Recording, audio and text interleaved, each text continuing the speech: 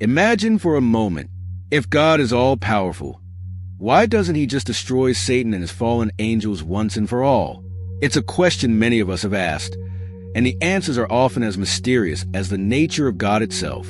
Thinking that the creator of the universe could not put an end to these evil forces may sound like a contradiction. But what if the reason was much deeper than we imagine? Have you ever considered that there is something bigger at stake? In this video, you will discover surprising truths you probably never heard before. Brace yourself, because what comes next may shake your beliefs and perhaps even what you thought you knew about Satan's role in human history. And yes, the answer to this question can completely change your perspective on good, evil, and the divine plan. Lucifer was created as the most beautiful and powerful angel of all celestial beings. Its impeccable appearance and elevated position were unparalleled, and its function reflected its splendor. However, over time, Lucifer began to distance himself from his original purpose. Pride took over his mind, and he began to believe that he deserved more than he already had. God, being fair, gave Lucifer the power of choice, but did not immediately destroy him when his inner rebellion began. This raises a question: why can't God kill Satan? The answer is linked to the divine nature and the freedom granted to created beings. Initially, Lucifer was created to be the anointed cherub, the one who had the responsibility to protect the holiness of God. His position was of utmost importance in the celestial realm. However, it was precisely this elevation that caused him to fall. Seeing himself as superior, Lucifer began to question his own position, desiring something that didn't belong to him. Even so, God did not destroy it, as that would mean nullifying the free will of the beings he created.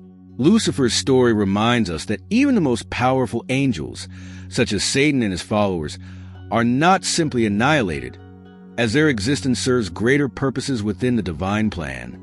Pride was the central element that caused Lucifer's downfall. He came to believe he deserved even greater status, distorting his view of himself and his place in the cosmos. This misperception led him to directly challenge divine authority, an action that would have eternal consequences. However, God, in his wisdom, allowed Lucifer to follow his choice without destroying him immediately. And so, the question remains, why can't God kill Satan? Because your own creation must have the opportunity to exercise free will, including the fallen angels. Eventually, Lucifer's rebellion expanded, culminating in a celestial conflict. He managed to convince a third of the angels to follow his example, starting a true revolution in heaven. This rebellion, led by Lucifer, was an attempt to usurp God's authority. Even in the face of such transgression, God did not eliminate Satan and his fallen angels. Instead, he cast them out of heaven, thus preserving the balance of free will and allowing the choice to follow good or evil to exist throughout the universe. Lucifer's fall not only affected heaven, but also profoundly impacted divine creation. When Lucifer, now known as Satan, was cast out, he became God's great adversary, and his evil purpose began to influence the order of things. However, throughout this story, we see that God cannot simply kill Satan or the fallen angels, as their existence has a role within the great divine plan, where each being must choose their own path. After his fall, Lucifer, or Satan, found his new purpose: to corrupt humanity and divert God's plan. His influence was felt immediately when he tempted Adam and Eve in the Garden of Eden, introducing evil into the hitherto perfect world. Even so, God did not destroy Satan, because his very nature does not involve annihilating his creations, but rather allowing his choices to unfold according to the greater plan. The freedom of angels, like that of men, is a fundamental element of this story. Lucifer, in his original state, was the anointed cherub, a figure of extreme importance in the heavens. Its main function was to protect the holiness of God and be at the forefront of heavenly actions. He wasn't just an ordinary angel. His beauty, wisdom, and position placed him as the highest of all celestial beings. This role, of great responsibility, distinguished Lucifer among the angels, and he was admired by many. However, Despite his glorious position, his downfall was about to begin. Here the question arises again. Why can't God kill Satan even after his rebellion? His role as anointed cherub placed him at the center of God's plan. He had direct access to the divine presence and played a crucial role in the heavenly order. Lucifer, in his original perfection, was an example of wisdom and beauty, reflecting the glory of God. This elevation, however, sowed the seeds of its downfall. His proximity to divine power made him question his own role and status. God, in his justice, did not destroy him for this, as Lucifer's existence, like all created beings, was linked to freedom of choice. God cannot kill Satan simply because the divine plan involves the freedom he grants to his beings. Pride took root in Lucifer, leading him to believe that he deserved more. This pride, combined with the wisdom and power he possessed, began to eat away at his spirit. He came to see himself as deserving of a position equal to or even greater than that of God. However, even when Lucifer began to question his mission, God did not intervene directly, as this would nullify free will. The same principle applies to fallen angels. They are not destroyed because their choices play a role in the greater plan God has established. However, Lucifer's original role was not immediately compromised. He continued to be the anointed cherub with the power to influence great celestial decisions. God knew Lucifer's intentions, but did not destroy him, allowing his angels to exercise the freedom granted to them.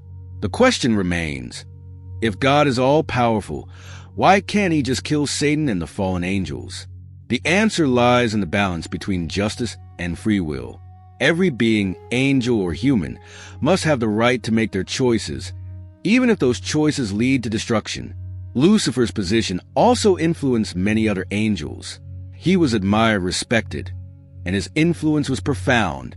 By straying from his mission, Lucifer was not only affecting himself, but also those around him. God, however, allowed this rebellion to unfold naturally as part of a greater plan. Once again, the issue of God not killing Satan is related to the fact that his destruction would imply denying freedom of choice. Despite his fall, Lucifer still retains many of the attributes he originally possessed.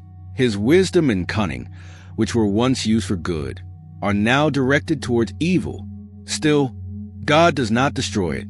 The existence of Satan and the fallen angels serves a purpose within the universe. They represent the freedom to choose between good and evil, a fundamental principle in God's plan. And so, even fallen angels like Satan have their place in history without being exterminated by God. Pride was the beginning of it all. Lucifer, created in perfection and with a prominent position, began to believe that he deserved more. He observed her beauty and wisdom, and instead of being happy with the role God gave him, he began to desire something beyond. This desire led him to question his position. Why, being so powerful and formidable, should he submit to God? This question grew within him, corrupting his perspective. And here is the crucial issue. God, in his infinite wisdom, cannot kill Satan because that would go against the very principle he established of freedom of choice. Lucifer began to compare himself to God, and this comparison poisoned him. He looked around and saw that his beauty was unparalleled, that his wisdom and power were above the other angels. Instead of humbly carrying out his mission, he believed he could be more, that he could be equal to God. This pride, however, did not come all at once. It grew little by little until it dominated his mind. But why can't God kill the fallen angels who followed the same path? Because from the beginning, choice was given to all beings, and that choice is part of the divine plan. As Lucifer's pride grew, he began to develop a warped sense of justice. In his mind, it was only fair that he be elevated above his position, as he believed he deserved it. He no longer saw God's goodness as something absolute, but as a barrier to his own power. This pride fed on its own lies, distorting reality. God, knowing this, did not intervene with violence, as destroying Lucifer would invalidate the law of free will. God cannot kill Satan, as his existence is tied to the freedom he has granted. Lucifer's example serves as a powerful lesson about the dangers of pride. When a person lets themselves be consumed by it, they lose their sense of reality. Likewise, many angels who followed Lucifer were also corrupted by this distorted view. They rebelled, and the cosmic rebellion began. However, why didn't God destroy these fallen angels immediately? Because, like Lucifer, they had the right to choose, and God respects that right even when it leads to evil. Lucifer's pride not only distorts his view of God, but also of himself. He saw himself as invincible, believing he could take God's place. This illusion was fueled by his own arrogance. It's a trap that many fall into to this day. Pride blinds people to the truth. And just like Lucifer, when we don't recognize our limits, we can lose our purpose. But even with this corruption, God did not destroy him. And why can't God kill Satan and the fallen angels? Because divine justice is not based only on power, but on the fulfillment of universal laws. Lucifer was not alone in his pride. He began to influence others, convincing them that they too deserved more than what they were given.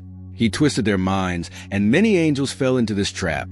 And so the rebellion against God began. But God, in his patience, allowed the consequences of this rebellion to unfold. Satan and the fallen angels were not destroyed because their existence plays a role in God's greater plan, where freedom and justice coexist. The cosmic rebellion was the end result of Lucifer's pride. Not only did he keep this feeling to himself, but he managed to influence other angels. A third of the heavenly host was convinced to follow his path. The promise was tempting: power, freedom, and a new order where they would no longer be under God's rule. This was the root of a gigantic conflict, a true war in heaven. But why can't God kill Satan and his followers? Because this would compromise the balance of divine justice, which is based on freedom of choice. Lucifer's ambition didn't just stop at his personal dissatisfaction.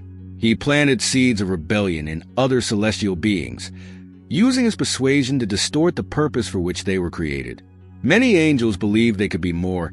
They could take on roles that God did not give them. They were deceived by the promise of a new hierarchy, where there would be no limitations imposed by divine will. This rebellion generated a division that shook the heavens.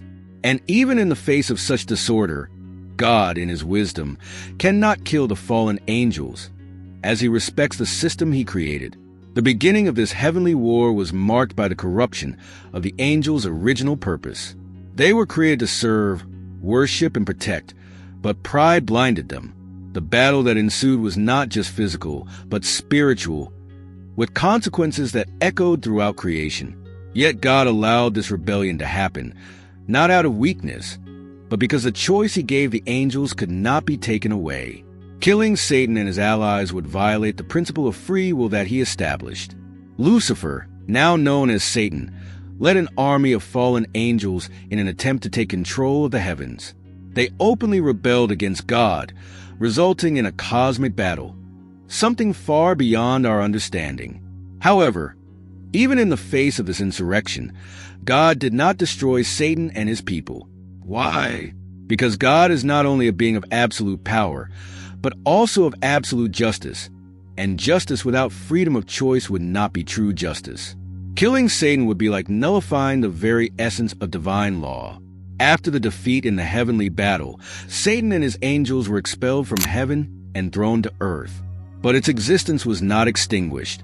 The impact of this rebellion was felt throughout the universe, introducing evil and chaos where perfection once reigned. And yet, God did not destroy Satan and his fallen angels. This is because in the divine plan, evil must be overcome not through immediate destruction, but through justice, redemption, and truth. God allows the freedom and choices of created beings to take their course. This cosmic rebellion marked the beginning of a battle that transcends time and space, affecting both the heavens and the earth. Spiritual warfare continues to this day, with Satan seeking to corrupt God's creation, especially humanity. Even so, God does not directly interfere by eliminating Satan and the fallen angels, as his plan includes the final judgment, where justice will be fully established. Now that this cosmic battle has been fought, it is essential to understand how this rebellion also impacted humanity, leading to the next pivotal event. When Satan was released to Earth after his rebellion, humanity became the main target of his influence. The impact of his fall spread like poison, corrupting the perfect harmony that God had established in creation. In the Garden of Eden, he deceived Adam and Eve, introducing sin and evil into the world. From that moment on, humanity began to suffer the consequences of this evil influence. And why can't God kill Satan? Because the divine plan involves the redemption of humanity, and Satan plays a crucial role in this story, even as an adversary. The temptation of Adam and Eve was Satan's first direct attack on God's creation. By persuading them to disobey, he altered the course of human history. Sin entered the world, bringing with it death, suffering, and chaos. But even in the face of this, God allowed Satan to continue to exist. Why? Because in divine wisdom, evil needs to be exposed and defeated in a fair and complete way, and this happens throughout the history of redemption. God cannot kill the fallen angels now, because that would make the purpose of redemption lose its meaning. Satan's influence on earth goes beyond original sin. He continues to tempt humanity, seeking to corrupt and destroy the relationship we have with God. The Bible mentions that Satan is the prince of this world, and his actions are visible in the temptations, tragedies, and injustices that we witness daily. However, God, in his justice, does not eliminate Satan directly. He allows evil to coexist with good so that, in the end, everyone can see the result of their choices. God cannot kill Satan and the fallen angels now, because the final judgment has not yet taken place. Over the centuries, humanity has been engaged in a constant spiritual battle. Satan, along with his fallen angels, continues to deceive and destroy, but God is not indifferent to this. He offers a way of escape through faith and obedience. Although evil is present, divine justice does not fail. God cannot kill Satan now because history is still being written. Each human being has the opportunity to make choices that determine their eternal destiny, and eliminating evil before the right time would be interfering in this process. Satan's influence is not limited to spiritual temptations. He also uses systems, ideologies, and even leaders to corrupt society. The world often seems to be in disarray because of this evil influence. However, God is still in control. The battle between good and evil continues, but God cannot kill Satan before the appointed time. Final justice will be established at judgment, when Satan and his fallen angels will be definitively destroyed. Until then, humanity continues to face the effects of this ancient rebellion. Even with Satan's devastating impact on earth, there is hope. Redemption through Jesus Christ offers a solution to the problem of sin. The promise of a future without pain, without death, and without evil is what keeps humanity firm in its faith. But until that future arrives, God allows Satan and his angels to continue to act. God cannot kill Satan now because there is a greater purpose at stake: the development of human character and the opportunity for redemption. Now that we understand this impact, it is important to think about Satan's future and destiny. Now that you know the answer to this intriguing question, the question that remains is, how can this understanding change your life? Knowing that God cannot kill Satan and the fallen angels for a much greater reason makes us reflect on our role in divine history. Have you ever thought about how your choices can influence the course of the spiritual battle? Are we really prepared to face these negative influences in our daily lives? Leave in the comments what you think about this issue. And most importantly, what will you do with this new understanding? Now is the time to act. Share your ideas, question, debate, and of course, subscribe to the channel and turn on notifications to continue learning more about these fascinating and profound topics. This is just the beginning of the journey.